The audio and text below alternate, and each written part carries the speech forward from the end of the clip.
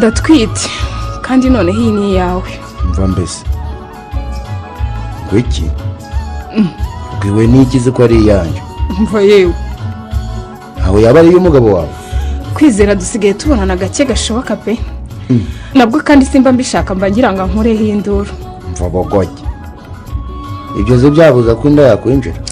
Iyo tumaze kumoranira Kwizera mitamwe ibinini bimbuza gusama sesha kuri amushe. Munyumvira wanjije yose none kukinje tubonanaga ntubi. Hari wakubwiye ko ndi ingumba. Wowe se ko mba nkwishimiye mba natwawe iby'ibinini simbyibuka. Ana yanje genda ushaka ukuntu mwumvisha rero ko indariye ukaburanye hakanye rero. Oya hari uko kwihakana ariko ufite umugabo kandi naho nagutunga. Umva mbese nzitwazo ngwiki none se nahari byo ikindi y'umwana avukiye mu rugo rubagamo umugabo ubwo uwo mugabo abagari wese w'umwana. Ubwo rero umwana wawe ukaba umutwerere uriya mutindi utazashobora na rimwe no kumugurira igisuguti ngo yirire. Oya zaje ndagufasha aho naterera n'imfura yanje. Ndumva ari zanduru n'ubundi naje nagiye. None se kugira ngo bigende bite wa mukobwa we. Ikindi nje nakubwiye ko nta gihe kinini mfite ina ejo bundi ngomba kuba nasubiriye iwacu abandi muri gahunda z'akazi. Umva kandi ubwo uze nugenda urumva nzaba uwandi. Nzaba mvuye se nzaje ndakohereza amadolari. Nawe ariko mba ngukeneye uyu mwana se ntakeneye gukura kuzo. Ariko wabaye ute kwino nkomeze kwicara iruhande rwawe ndi gufata iki uzamenya hari akazi wamaye. Je mbere kuja gushaka ibizadutunga nkori ngire. Ubwo rero ngomba kuguprofita mu gihe ukiri naho. Ushatse kuvuga iki? Ubu nyine byari rimwe turabigira kabiri gatatu byaramanywa gusa bibamwanwa nijoro nkabura byo. Komana Yesu nijoro ariko bwaba ari ubuko. None se kutambara ngo tugende ntaho nyigiye sheri. Urara umuntu dukorana kunyorereje ubutumwa bugufi arambwira ati ngiye kuza kugusura. Yego genda rero atagera nakancisha mijisho. None se ntunamperekeza? Ariko ntujuri itetesha nk'abana. Reka nitegure uwo mujama wanje atagera hano ugasanga birandaburanye.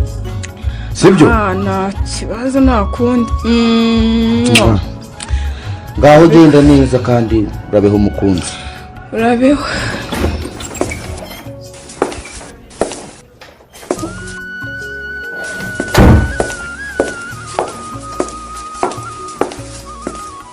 Ubu singufashe ariko Kwize urakora iki hano? Uje hano wowe urakora iki hano? Nsubiza aho nuhoza amaguru mu nzira naho buryo ubuje muri hoteli kureba. Hari abantu ubonanye turi kumwe nabo se hari ubonye nari kumwe nabo. None se waje gukora icyanga muri hoteli? Umuntu wambwiye ko bakeneye abakozi bo guteka. Mbese ngo ratesha gusa hanyuma sirize hoteli nyine ntayo niza ariko nzi guteka. Uretse se ko rangiza umwaka wo gushaka umukene utabasha no kumpahira ariko ubundi nzi guteka amoko menshi. Mbese ntabyo uzi se. Hanyuma se akazi urakabonye mabuja? Umwaka wawe se wankundiye? Umwaka wanjye ese ubundi wowe uje hano gukora iki? Aha mbambirwa ko kagira Imana mu migambi yandangiye ushaka ko mukorera inyigo y'umushinga. Nta kindi kinzanye hano. Ese wanegereza tugatahana se ko ntari butinde? Ntiwizanye se ariko kora ibikuzanye nanjye byanzanye ndabirangije ndatashye. Ngaho re aha ngaho se uranabeho bigendeye. Ngaho genda ko kagira Imana.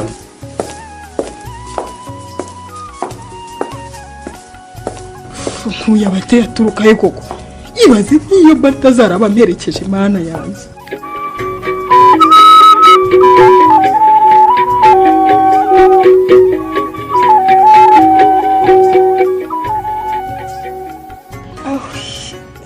Mbega umunsi muremure we.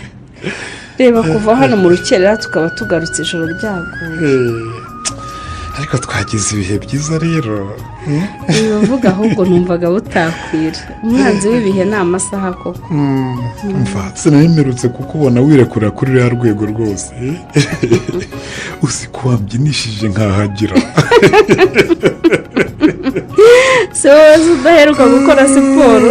Ariko akazi kawe kabaye indyankurye nta kanya nkibona. Wabona ukuntu nagusohokana se ukagira ngo narakwanze? haburaga gato